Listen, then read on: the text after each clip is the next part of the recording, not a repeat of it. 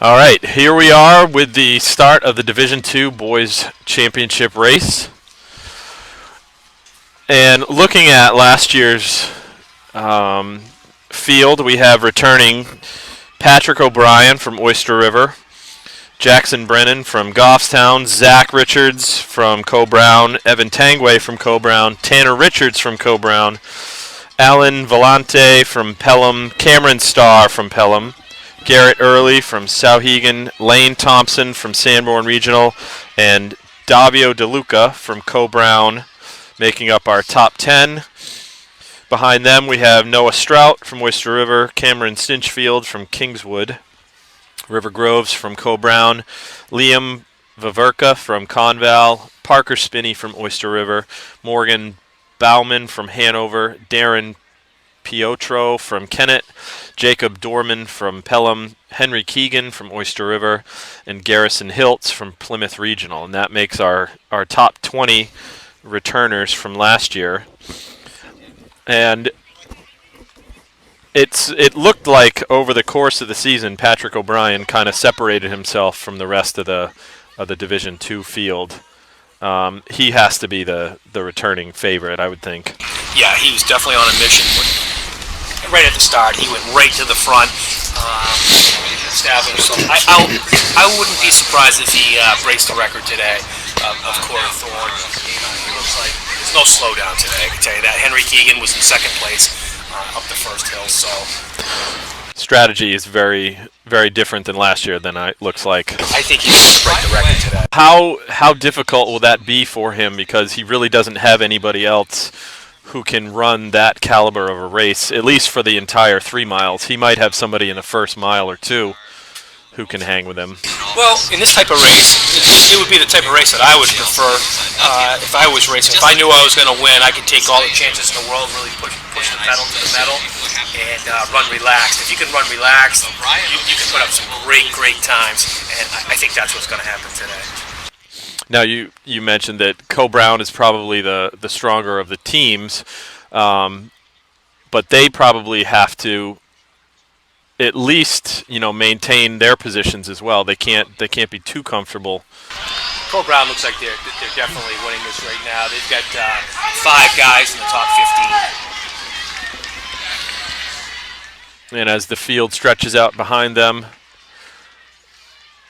Now, what is the outlook for a team like a Goffstown, who's just outside of that top 1 or 2?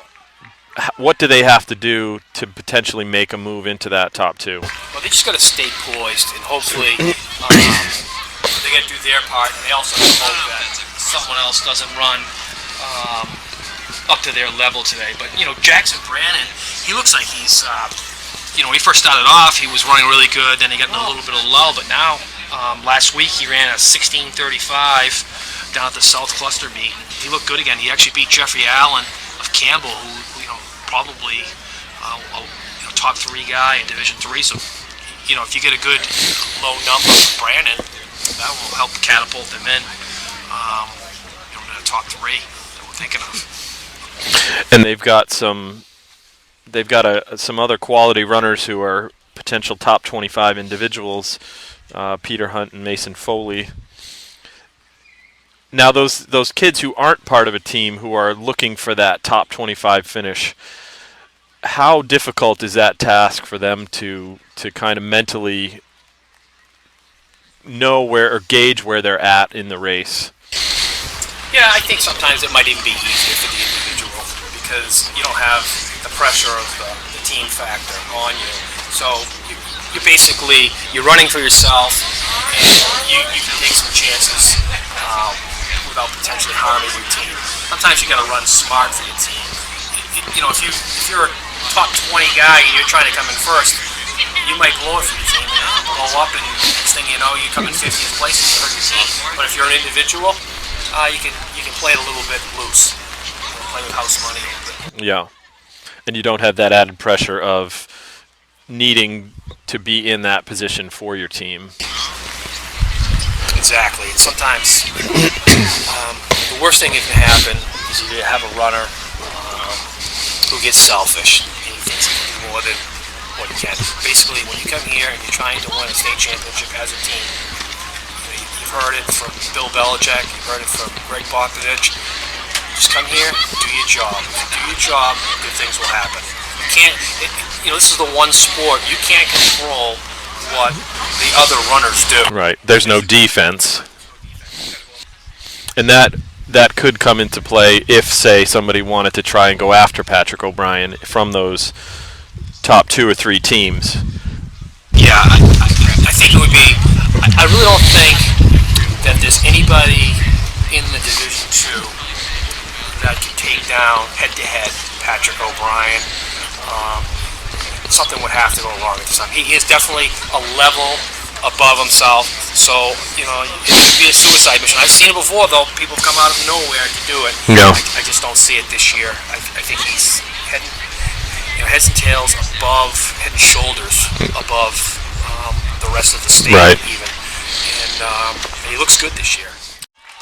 So he won't quite get the record, but he was well ahead of second place.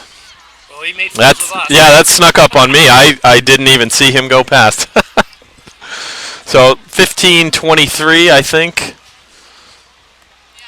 So he missed Corey's record by 2 seconds, but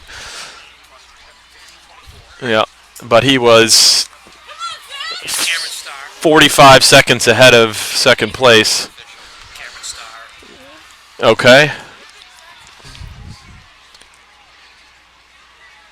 From Pelham, and Zach Richards from Co-Brown.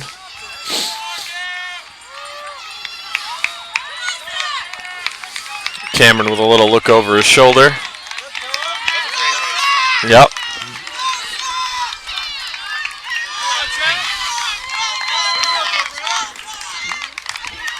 Zach Richards, third place. Here's fourth place, River Groves from Co-Brown. Jackson Brennan from Goffstown.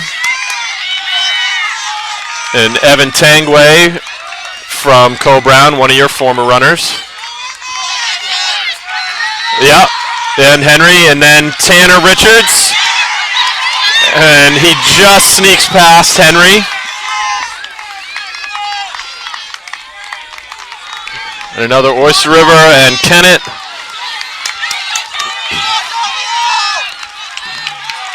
Davio DeLuca from Co-Brown.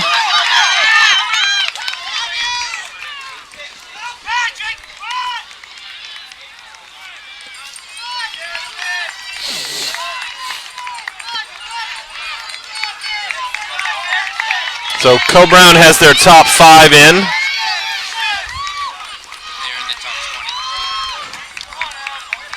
I think that was Oyster River's number 5.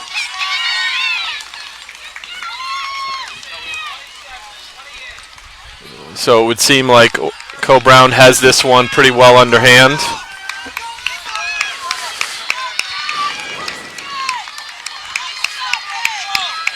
You can hear that we've got a little more rain now.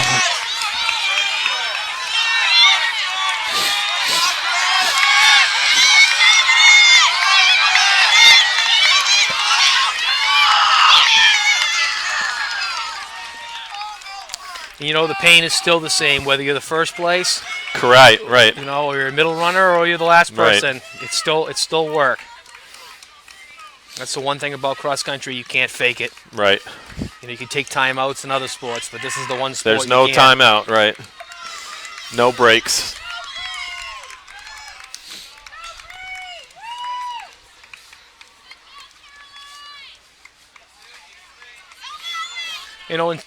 In each one of these races, there's little races inside of the race. And, that's just as important for some of these girls as it is for the first and second place. And who knows, down the line, one of these right here may be state champion someday. Right. And these places could determine who gets to go on as a team to the Meet of Champions next week. Exactly, which is very important. And that's kind of like the starting point for a lot of teams as they're building is their goal is to make the Meet of Champions, not so much win, but that could be their goal on the way towards a championship in future years.